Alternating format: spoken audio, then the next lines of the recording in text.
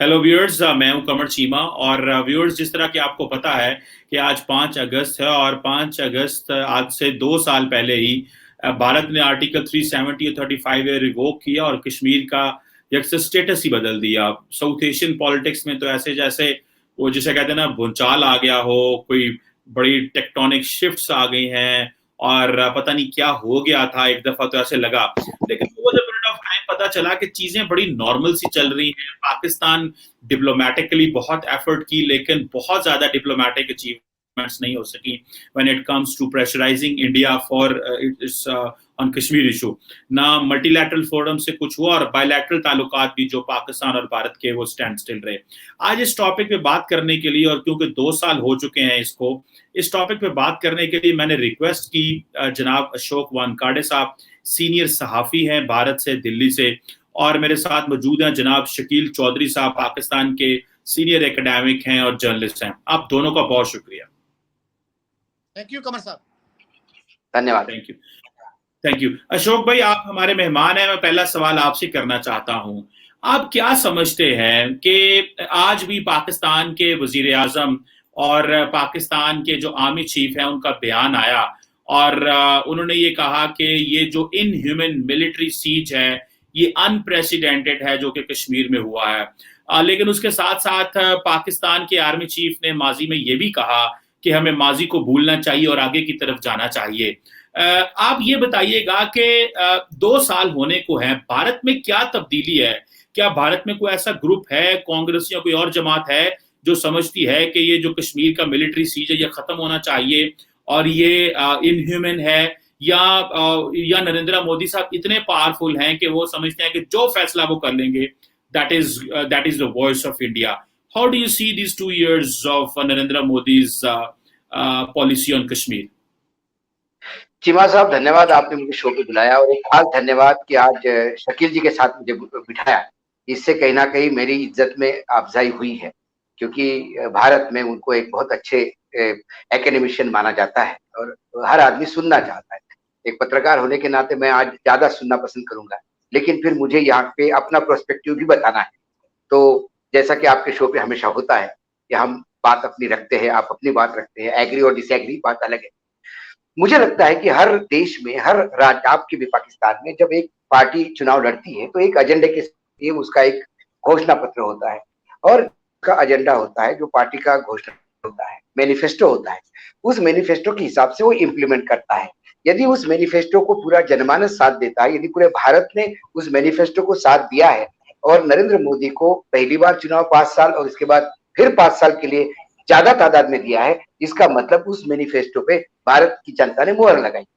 370 और 35 ये दोनों चीजें जो थी, इसके बारे में ये बाकायदा कोई ऑल ऑफ अ सडन लिया हुआ फैसला नहीं था, ये मैनिफेस्टो का फैसला था, ये पहले से तय था कि ये करना है। दूसरी बात, एक 370 और 35 यदि कहे तो 35 बहुत अनह्यूमन था। मैं आज इसलिए ये कह रहा हूं क्योंकि सुप्रीम कोर्ट में पिछले 8 साल 10 साल से हम खुद पिटिशनर थे इसमें कि 35 हटाना चाहिए। 35 हटाना इसलिए चाहिए कि 35 में जो सिटीजनशिप का जो मसला था, उसमें यह था कि यदि किसी गुरखे का बच्चा इंजीनियर भी होता है तो वो इंजीनियरिंग की सर्विस नहीं कर सकता, वो चौकीदार ही करेगा। और यदि स्वीपर का कोई लड़का डॉक्टर बनता है तो वो डॉक्टरी नहीं कर सकता कश्मीर में, वो स्वीपिंग का ही काम करेगा। ये ऐसे कुछ मसले थे जिसकी वजह से हमको लग रहा था कि ये अनह्यूमन है, और हम लगातार इसको, हम भी सर्वोच्च न्यायालय में, सुप्रीम कोर्ट तक हमारा ये केस चल ही रहा था, इसके बीच में ये फैसले हुए। सवाल ये है कि जो पाकिस्तान, भारत कभी ये नहीं कहता कि कश्मीर हमारा हिस्सा नहीं है। भारत पहले दिन से कहता है कि कश्मीर ये भारत का हिस्सा है, और फिर भारत के हिस्से में कई राज्यों में, हमारे यहाँ नॉर्थ ईस्ट में भी अभी टसल चल रही है, कई जगह, जब इतना बड़ा देश है तब कॉन्टिनेंट भारत, तो इसमें कई मसले अलग अलग राज्यों के होते हैं। तो जम्मू कश्मीर का भी एक मसला है, और जम्मू कश्मीर का मसला पाकिस्तान के साथ है। एक पाक ऑक्यूपाइड कश्मीर है जो बार बार हम दावा करते हैं कि हमारा कश्मीर है, और पाकिस्तान ये दावा करता है कि वो आजाद कश्मीर है। ये दावे अपनी जगह पे, दोनों देश इसको अब जस्टिफाई करते हैं। सवाल है कि जो पाकिस्तान ने अपने यहाँ अभी चुनाव करवाए, जो आजाद कश्मीर, आपका आजाद कश्मीर, हमारा पाक ऑक्यूपाइड कश्मीर है, वह आपने जमहूरियत लाने का प्रयास किया। सिमिलरली हमारे यहाँ पे भी जो हमारा जो कश्मीर, जम्मू कश्मीर जो है, इसमें भी बहुत सारी चीजें होनी चाहिए, जो डेवलपमेंट पूरे इंडिया में होता है वो वहां क्यों नहीं होता। सवाल 370 का था। एक विशेष अधिकार देने की वजह से कई चीजें थी कि जो बाहर का इन्वेस्टमेंट वहां जा नहीं पा रहा था, बाहर के लोग जा नहीं पा रहे थे, कई मसले ऐसे थे। रहे मिलिट्री के बाद, क्योंकि ये पाकिस्तान के साथ बॉर्डर पे है और पाकिस्तान और भारत के रिश्ते जहां तक आप देख रहे हो 1947 से लेकर आज तक मुझे ऐसा कभी नहीं लगा, एक आध फेज आता है 2-4 महीने का, बड़ा ठीक होता है, उसके बाद ये तनातनी का मामला चलता है। उसके बाद हमारे यहाँ जो आतंकी गतिविधियां होती थी, हम बार बार आरोप लगाते थे, ये भी मसले, आप भी आरोप लगाते, हम भी आरोप लगाते, लगातार बॉर्डर पे शेयरिंग हो रही थी। तो क्योंकि जम्मू कश्मीर बॉर्डर पे है तो वहां पे तो आर्मी रहेगी, हमारी तो राजस्थान के बॉर्डर पे भी आर्मी है। इसका मतलब ये नहीं कि राजस्थान में जमहूरियत नहीं है। श्रीनगर जम्मू में जो लगातार जमहूरियत चल रही थी, उसमें कई ऐसा हो रहा था कि 370 की वजह से कुछ लोगों के हाथ में सत्ता थी और बार बार जम्मू कश्मीर की भी आवाम ये कह रही थी कि वो थक गए इससे, क्योंकि वहां डेवलपमेंट नाम की कोई चीज हो नहीं पा रही थी। सरकार, केंद्र सरकार जब भी कुछ करना चाहती है, कि कोई अच्छा डेवलपमेंट करना चाहती है, 370 का एक मसला ऐसा आ जाता है जिसमें हाथ बन जाते हैं। उसके बाद नए सरकार ने जब मैसिव मैंडेट था, तो ये हमारे पार्लियामेंट ने पास किया हुआ कानून है। ये कोई नरेंद्र मोदी ने रात को सपना देखा और सुबह इंप्लीमेंट किया, ऐसी बात नहीं है। एक पार्लियामेंट है, उसमें बाकायदा एक कानून पास हुआ। और बार बार मैं आपको बता दूं, हमारे यहाँ की जमहूरियत में, हमारे यहाँ राज्यसभा में वर्तमान सरकार ने जब ये कानून लाया था, राज्यसभा में पहले लाया, बाद में लोकसभा में लाया, जबकि राज्यसभा में इस सरकार की मेजोरिटी नहीं थी, लेकिन मैसिव मैंडेट के साथ राज्यसभा में पास हुआ और लोकसभा में पास हुआ। उसके बाद के मसले क्या हुए? उसके बाद हमारे यहाँ यूनियन टेरिटरी बनाई गई। यूनियन टेरिटरी ये बोल के बनाई गई है कि हम वहां प्रजातंत्र खत्म नहीं कर रहे, वहां चुनाव होंगे, वहां राज्य का दर्जा भी होगा, लेकिन इमीडिएटली जो पुराना ढांचा था उसको ठीक करने के लिए बाकायदा यूनियन टेरिटरीज बनी, डेवलपमेंट हुआ। आज वहां टूरिस्ट बढ़ रहा है, वहां पत्थरबाजी की केसेस कम हो गए हैं, वहां आतंकवादी घटनाएं कम हो गई है। ये आंकड़े बताते हैं, कोई ये हम मनगढ़ंत बात नहीं है। मेरे यहाँ आतंकवाद की घटना होती है, पाकिस्तान में भी छपती है, पाकिस्तान में बॉम्ब ब्लास्ट होता है, हमारे यहाँ भी छपता है, तो ये कोई छुपाने वाली बात नहीं है।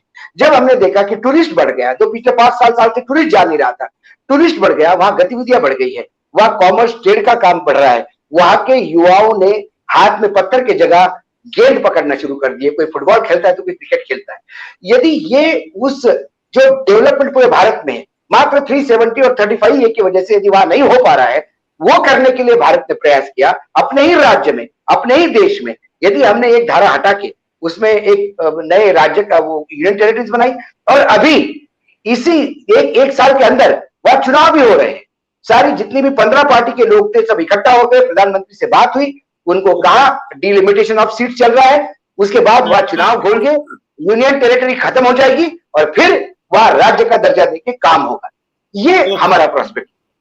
मैं अशोक भाई आपके पास दोबारा आता हूं, मैं शकील साहब को भी इसमें इनकॉर्पोरेट करना चाहता हूँ। शकील साहब ये बताइएगा, वो कहते हैं कि जी हमने 370 35 जो हटाया, बेसिकली हम डेवलपमेंट चाहते हैं, उसकी सिक्योरिटाइजेशन खत्म हुई है, टूरिस्ट जा रहे हैं। लेकिन शकील साहब चलो एक तो ये उनका पर्सपेक्टिव है, लेकिन एज ए पाकिस्तानी सिटीजन मैं आपसे जानना चाहता हूँ, आपने इमरान खान साहब की क्या फॉरेन पॉलिसी देखी कश्मीर के हवाले से?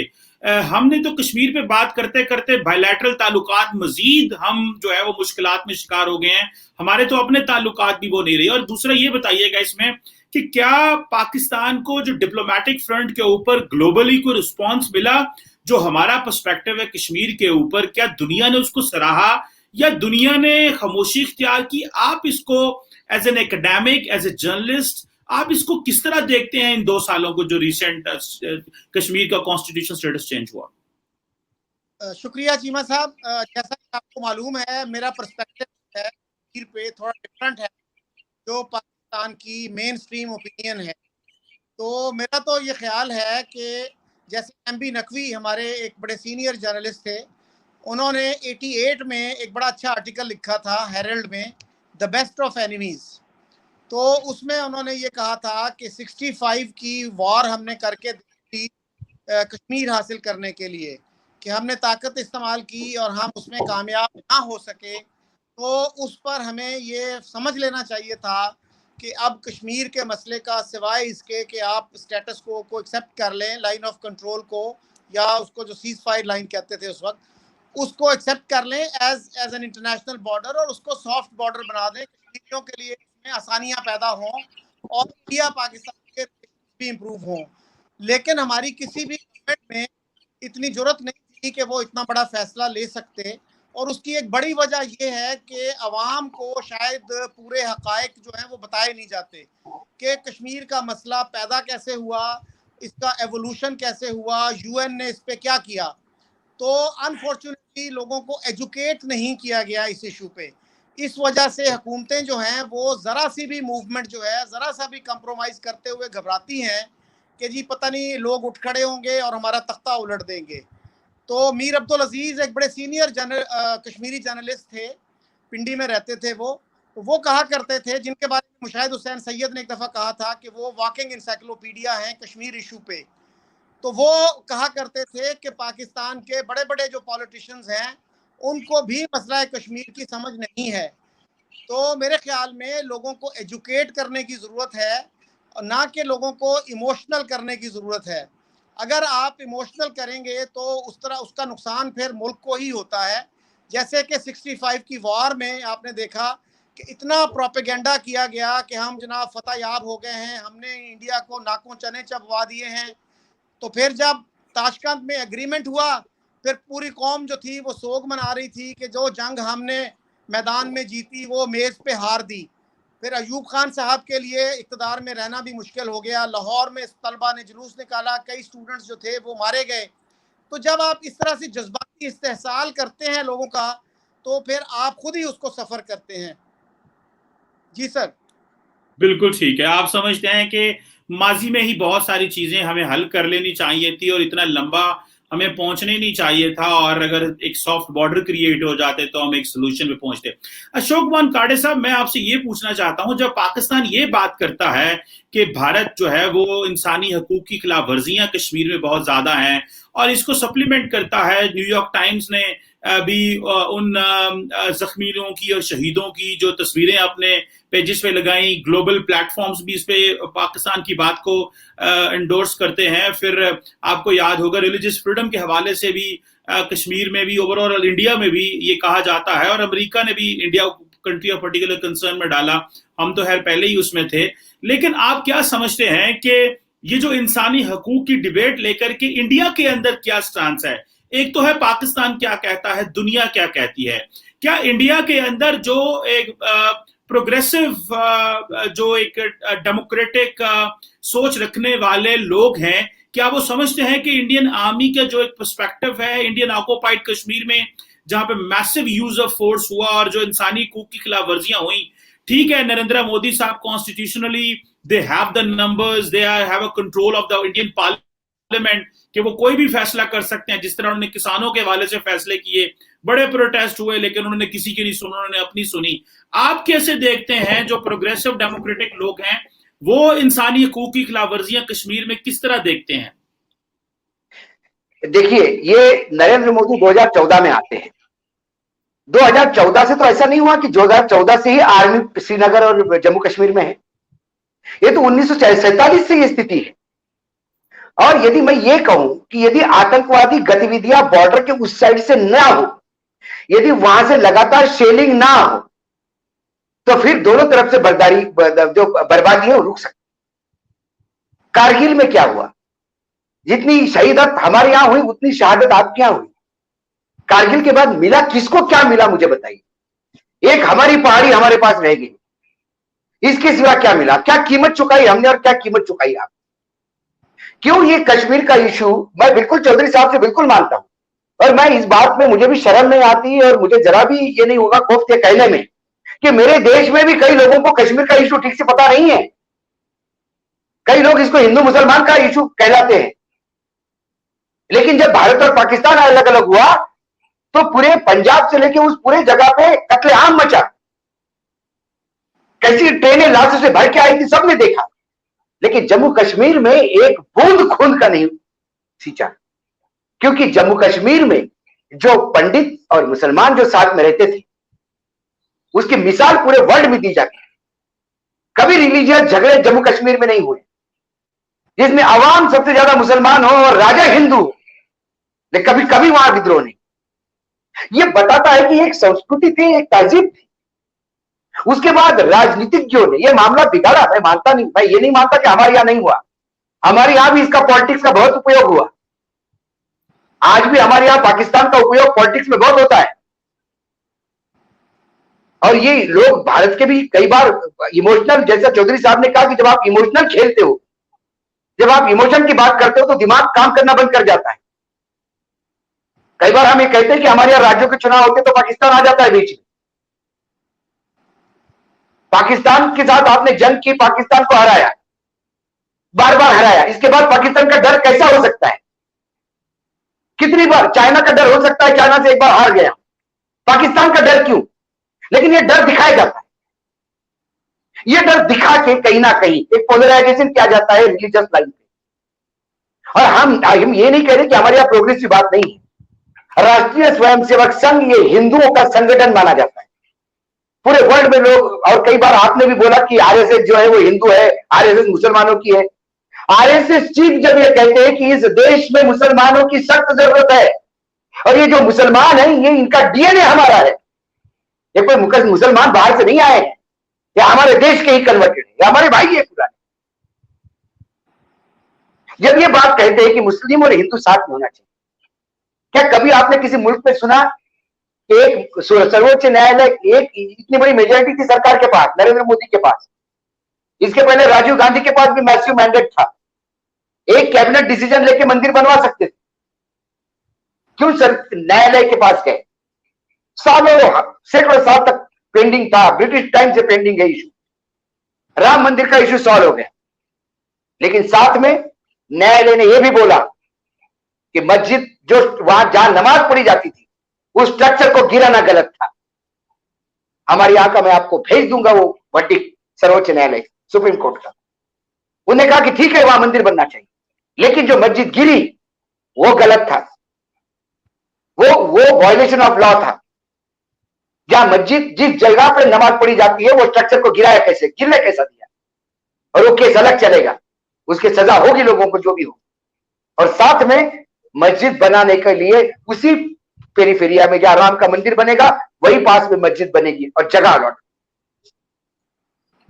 तो ये गिने चुने लोग, आपके यहां कुछ पॉलिटिशियंस हैं जिनको जम्मू कश्मीर पाकिस्तान भारत कर करके अपनी राजनीति से रोटी सेकनी होती, और मैं मानता हूं मेरे देश में भी कुछ लोग हैं, लेकिन अब इसके आगे जाना होगा, क्योंकि अब ग्लोबल विलेज, मैं मतलब इतना ज्यादा बोलना नहीं चाहता चौधरी साहब के सामने, मैं बच्चा हूं उनके सामने, लेकिन हम यदि ग्लोबल विलेज के कंसेप्ट में जा रहे हैं तो हमें वेलफेयर स्टेट देखना है कि हमें इसी पे पढ़ना है। क्या कर लेंगे जम्मू कश्मीर लेके आप, और क्या कर लेंगे आजाद कश्मीर लेके हम? बिल्कुल। क्या हमने हमारे देश में और आपके देश में, दोनों के देश में चिमार साहब सारी समस्या खत्म हो गई है? हाँ, सही है। देश आजाद होने के बाद यदि मेरे यहाँ 80 करोड़ परिवारों को कोविड में मुफ्त में अनाज भेजना देना चाहता है तो ये बताता है मेरे देश की स्थिति क्या है। आप इसको अलग दृष्टि से देख सकते हो कि सरकार 80 करोड़ परिवारों को खाना दे रही है। मेरा मानना है कि ये स्थिति आई क्यों? तो इतना बड़ा देश, इतनी बड़ी चीजें, आपके यहाँ बहुत सारे प्रॉब्लम्स हैं। बिल्कुल सही। इन प्रॉब्लमों को ये करना पड़ेगा। और मैं नरेंद्र मोदी को मैं इस बात को मानता हूं, जब पहला भाषण उन्होंने दिया 15 अगस्त का, तब उन्होंने एक बात को बड़ा ये किया था, पाकिस्तान को अपील किया था। क्या कहा उन्होंने कहा कि हम आपस में नहीं लड़े, हम लड़े बेरोजगारी से, हम लड़े भूखमरी से, हम लड़े गरीबी से, हम एग्रीकल्चर की उन्नति के लिए लड़े। मेरे यहाँ कोई ज्यादा चीज अच्छी होती तो आपके यहाँ क्यों नहीं, आपके यहाँ का कुछ डेवलपमेंट मेरे यहाँ क्यों नहीं? आखिर है तो क्या एक बॉर्डर क्रॉस से भी सामने शकील चौधरी जी है। अब मेरी माँ जो है वो चौधरी है, चौधरी परिवार से आती है, हिंदू है। चौधरी ये सरनेम हिंदुओं का है पूरे भारत में। तो एक लाइन क्रॉस करने से और चौधरी के आगे शकील लगने से इंसान नहीं बदलते। बिल्कुल ठीक है। इसीलिए हम बार बार शिवाजी, हम इस शो पे बार बार कहते हैं। बहुत अच्छा लगा था जब आपके आर्मी चीफ ने कहा था कि कश्मीर साइड को रख के बाकी चीजों में बात होनी चाहिए। छोड़ दीजिए कश्मीर और बाकी चीजों में बात करिए। आज अफगानिस्तान का मामला आपके लिए बहुत चिंताजनक है, वो हमारे लिए भी। बिल्कुल सही है, बिल्कुल सही, बिल्कुल सही। अच्छा चौधरी साहब, मैं आपके पास आता हूं। अशोक भाई ने तो एक अपना पर्सपेक्टिव दिया है। चौर साहब ये बात तो करते हैं नरेंद्र मोदी साहब के आए गुर्बत से लड़े, लेकिन ये सारी पाकिस्तान की लीडरशिप कहती है सियासी बातें हैं, हकीकत में ऐसा कुछ नहीं है। लेकिन चौर साहब आप कैसे समझते हैं, क्या पाकिस्तान की लीडरशिप सारी झूठ बोल रही है और अवाम को एक मुश्किल में डाला हुआ है? ना हम आगे जा सकते हैं, ना हम पीछे जो है वो माजी में बैठे हुए हैं, हाल में कोई फैसला नहीं कर सकते, और कोई बंदा इस स्टेटस को तोड़ना भी नहीं चाहता। इमरान खान साहब से बड़ी उम्मीदें थी कि भारत से बात करेंगे, लेकिन वो भी इतने ज्यादा परेशान हैं कि वो उनकी अपनी पोजीशन इतनी कमजोर है कि वो अगर इलेक्शन वो हार जाएंगे, अगर उन्होंने कश्मीर के ऊपर स्टेटस बदला और अपनी जो अप्रोच बदली, पता ये चल रहा था कि जो मिलिट्री है वो ज्यादा प्रोग्रेसिव सोच रही है सियासतदानों से, लेकिन सियासतदान अपनी उन चीजों से आगे निकल नहीं पा रहे। आप कैसे देखते हैं कि हमें हमारी जो खित्ते में और ओवरऑल दुनिया में भी कोई बात नहीं सुन रहा और हम कोई out of the box solution भी नहीं ले रहे? हमें क्या करना है चौधरी साहब, और ये पब्लिक ओपिनियन को किस तरह मोल्ड करनी है, और सियासतदान ये इतना ज्यादा स्टेटस को में रह के क्या मुल्क को सर्व कर पाएंगे? आप जरा हमें इस हवाले से थोड़ा जो है वो एडवाइस कीजिए और एनलाइटन कीजिए।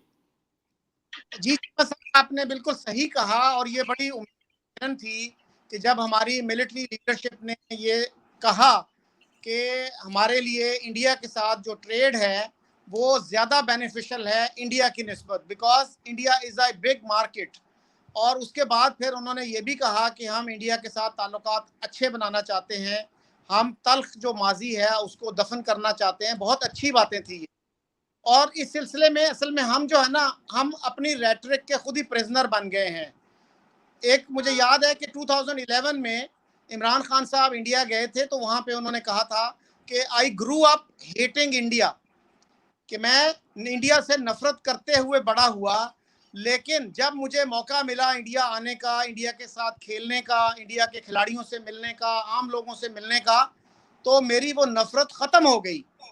लेकिन अब क्या हर पाकिस्तानी इतना फॉर्चुनेट है कि वो इंडिया जा सके, इंडिया में खेल सके, लोगों से मिल सके? तो उनकी तो नफरत इस तरह ख़त्म हो गई। आम पाकिस्तानी की नफरत जो है वो तो इस तरह ख़त्म नहीं हो सकती। तो हमें ये देखना होगा कि हम अपने बच्चों को क्या पढ़ा रहे हैं, पहली जमात से लेके तो FA BA MA तक। तो हमें अपने सिलेबस को भी देखना होगा, और ये देखना होगा कि इंडिया के साथ हम, जैसे अखबारात हैं हमारे, वो जहाँ भी इंडिया का जिक्र आता है वो कहते हैं अजली दुश्मन, यानी इटर्नल एनिमी। अब इसका क्या मतलब है? क्या हमने ये मान लिया कि हमारी डिप्लोमेसी जो है वो बिल्कुल नाकारा है, और वो एक मुल्क को, जो हमारा हमसाया मुल्क है जिससे दोस्ती हमारे लिए फ़ायदा मंद हो सकती है, वो उसको हमने असली दुश्मन डिक्लेयर कर दिया? इसका मतलब है कि हम अपनी नालायकी को तस्लीम कर रहे हैं। तो फिर हमें फॉरेन ऑफिस बंद कर देना चाहिए। अपनी दुश्मनी अगर आपने निभानी है तो फिर तो ज़रूरत नहीं है फॉरेन ऑफिस की। फॉरेन ऑफिस का तो मतलब होता है कि दोस्ती बढ़ाना, दूसरे मुल्कों से अच्छे ताल्लुकात करना। तो ये जो है ना जी, मेरे ख्याल में हमें 2-3 चीज़ें जो हैं, हमारे मीडिया को भी तवज्जो देने की ज़रूरत है, और हमारा जो एकेडेमिया है, हमारी जो किताबें हैं, टेक्स्ट बुक्स हैं, उनको भी देखना पड़ेगा, और एक कास्ट बेनिफिट एनालिसिस करना पड़ेगा कि ये जो हमने अजली दुश्मन बनाया है इंडिया को, इससे हमें फ़ायदा कितना हुआ है और नुकसान कितना हुआ है। ये है असल चीज़। और अनफॉर्चुनेटली हमारे आम जो लोग हैं उनको भी ये एहसास नहीं है कि वो कितना सफ़र कर रहे हैं, यानी उनके इलाज की फैसिलिटीज़, उनके तालीम की फैसिलिटीज़, उनके जॉब्स की फैसिलिटीज़, उस तरफ उनका ध्यान नहीं है। वो बस ये कहते हैं जी कश्मीर को जल्दी से पाकिस्तान का हिस्सा बना दो, और क्योंकि उनको तो पता नहीं है कि कश्मीर कितना कॉम्प्लेक्स इशू है, ये पैदा कैसे हुआ, इसका कैसे एवोल्यूशन हुआ, किन किन स्टेजेस से ये गुजरा। आप जाएं किसी दिन कैमरा लेके पार्लियामेंट हाउस में चले जाएं, MNA से पूछें कि मसला कश्मीर कैसे पैदा हुआ। शायद 1-2 होंगे जिनको पता हो, बाकी सारे आए बाएं शाएं करेंगे। किसी मार्केट में चले जाएं, वहाँ लोगों से पूछें, किसी यूनिवर्सिटी में चले जाएं, वहाँ स्टूडेंट से पूछें कि मसला कश्मीर कैसे पैदा हुआ था। मसलन मैं आपको एक बात बताऊं कि कर्नल सिकंदर बलोच हैं एक, वो नवाए वक्त में कालम लिखते हैं। उन्होंने 2013 में एक बड़ा अच्छा एक कालम लिखा, एक आर्टिकल लिखा, और मुझे बड़ी हैरत हुई कि एक कर्नल लिखने वाला है, और वो शाये हुआ एक मोस्ट पेट्रियाटिक न्यूज़पेपर, वो जो नवाए वक्त है हमारा, और उसमें उसने सारी वो बातें लिखी जो अगर मैं करूं तो वो कहेंगे जी ये तो गद्दार है। उन्होंने ये लिखा कि सबसे बड़ी गलती हमने जो की वो ट्राइबल इन्वेजन की थी। ट्राइबल इन्वेजन ने कश्मीर का एक सेशन करवाया इंडिया से। अब ये एक कर्नल कह रहा है the most patriotic institution of the country, और कहाँ छप रहा है? नवाए वक्त में। तो हम अपने बच्चों को, अपने अवाम को सच नहीं बताते। अगर सच बताते होते तो हम कश्मीर में इस तरह से उलझे ना होते। आज हमारी इकोनॉमी का, हमारी एजुकेशन का, हमारे इंफ्रास्ट्रक्चर का ये हाल ना होता। तो आज देखिए कि पूरी दुनिया जो है वो मजाक उड़ा रही है कि जी हमारा प्राइम मिनिस्टर जो हाउस है, प्राइम मिनिस्टर साहब का हाउस जो है अब वो किराए पे दिया जाया करेगा, वहाँ शादियां होंगी, वहाँ तकारीब होंगी। क्या दुनिया के किसी गरीब से गरीब मुल्क ने भी इस तरह का किया है? तो हम पूरी दुनिया में एक मजाक बनते जा रहे हैं और हम तैयार नहीं हैं अपनी पॉलिसीज पे तनकीदी नजर डालने के लिए। जो हमारे थिंकिंग सेक्शंस हैं, हमारे रिटायर्ड एम्बेसडर्स हैं, रिटायर्ड प्रोफेसर्स हैं, रिटायर्ड जर्नैल हैं, वो क्यों नहीं, why don't they stand up and be counted? उनका क्या काम है? उनको गाइड करना चाहिए कौम को। अगर आप फंसे हुए हैं किसी मसले में तो they should be the guides. तो हम हर वक्त अपने कंफर्ट जोन में रहते हैं कि यार मैं कोई ऐसी बात ना कर दूं जिसपे लोग मेरे खिलाफ हो जाएं। तो हम हर वक्त अपनी सस्ती शोहरत के पीछे भागते हैं। बड़े बड़े एम्बेसडर्स हैं, प्राइवेटली वो और बात करेंगे, पब्लिकली वो बात नहीं करेंगे। वो कहते हैं जी मुझे क्या मुसीबत है, आप बैल मुझे मार मैं करूं, मैं अपने कंफर्ट में रह रहा हूं, ठीक है, एंजॉय कर रहा हूं जिंदगी को। ये जो लोग हैं 70% या 60%, ये जाएं भाड़ में।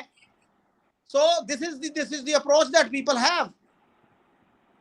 ओके फाइन, मैं आखिरी छोटा छोटा सवाल आप लोगों से करूंगा, एक अशोक साहब से, एक चौधरी साहब से।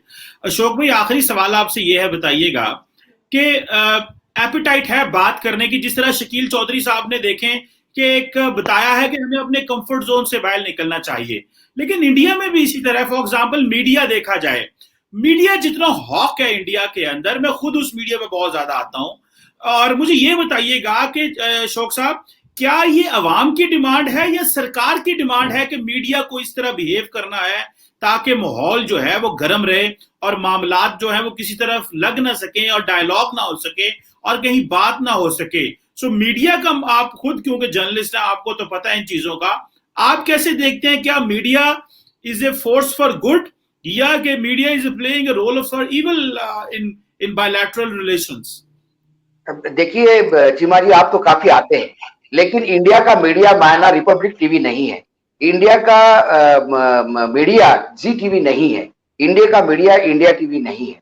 हमारे यहाँ 700-800 चैनल्स है, और यदि आप देखें बाय एंड लार्ज पाकिस्तान को लेके जब भी ऐसी कुछ बात होती है, कई बार तो ऐसी बातें होती है कि जैसा मानो वो बॉर्डर पे खड़ा था और वो फायरिंग ही कर रहा था, ऐसा एंकर बोलता है, ये आपने देखा होगा, और आपके यहाँ पे भी वैसा ही होता है। ये सस्ती टीआरपी के लिए करते हैं, लेकिन इससे लोगों का जो ओपिनियन मोबिलाइजेशन नहीं होता। ये मान लीजिए आप, हमारे यहाँ बहुत सारे मीडिया, अब उस मीडिया पे लोग हंसने लगे हैं, और पोर्टल्स और बाकी सोशल मीडिया पे लोग विश्वास रखने लगे हैं कि यहाँ कुछ आते हैं। मैं एक बात छोटी सी कहूंगा, क्योंकि चौधरी साहब ने बहुत बढ़िया, चौधरी साहब ने जो बात कही वो बात कहीं ना कहीं डेफिशिएंसी चौधरी साहब मेरे मुल्क में ही, मेरे यहाँ पे भी कई बार एकोमोडेशन आने चाहिए, आगे खुल के बोलना चाहिए, लेकिन मेरे यहाँ तो कम से कम न्यायपालिका, हमारी जुडिशरी इतनी स्ट्रांग है कि सरकार किसी के पे केस भी डालती है तो जुडिशरी उसको 2 सेकंड में धज्जिया उड़ा देता है, वो बोल देता है कि ये गैर कानूनी। अब बात बताइए, आपके एनएसए जो है यूसुफ साहब, उनने कहा कि साहब वो जो बाइडेन साहब है उन्होंने फोन ही नहीं किया जी पाकिस्तान के प्राइम मिनिस्टर को। ये शर्मनाक बात है, किसी भी मुल्क के एनएसए को ऐसा बोलना नहीं चाहिए। क्या पाकिस्तान, आज मैं मानता हूं पाकिस्तान को मेरा भाई मानता हूं, तो क्या पाकिस्तान का प्राइम मिनिस्टर क्या मोहताज है अमेरिका के प्रेसिडेंट के फोन का? यदि भारत पाकिस्तान एक हो जाए, यदि दोस्त और भाई बनकर रह जाए, ये तमाम बड़े बड़े देश आपके चरणों में होंगे, कदमों में होंगे। लेकिन ये डिप्लोमेसी है, ये फॉरेन पॉलिसी आपकी मुझे समझ में नहीं आता, कि मुझे खुद बुरा लगा पढ़ के कि कैसे ये नहीं से कह सकता है। मेरे यहां यदि फोन नहीं आए और कोई पूछे तो मेरा एनए से कहेगा कि भाई उनका फोन उनने किया होगा, हम नहीं उठाएंगे। 135 करोड़ का देश है, उनकी सारी मल्टीनेशनल बंद हो जाएगी यदि हमने बैन कर दी तो। ये गुरूर होना चाहिए देश। ये सब सरेंडर, मुझे तो कई बार लगता है सरेंडर है बिल्कुल। और ये पॉलिटिशियन का खेला हुआ खेल है, इसको आप यदि ठीक से करें, एकेडमिशियन सामने आ जाए और एक मूवमेंट चलाए, तो भारत और पाकिस्तान ये मसले साइड को रख के यदि डेवलपमेंट पे बात करें तो मुझे लगता है कि कोई कमी नहीं होगी।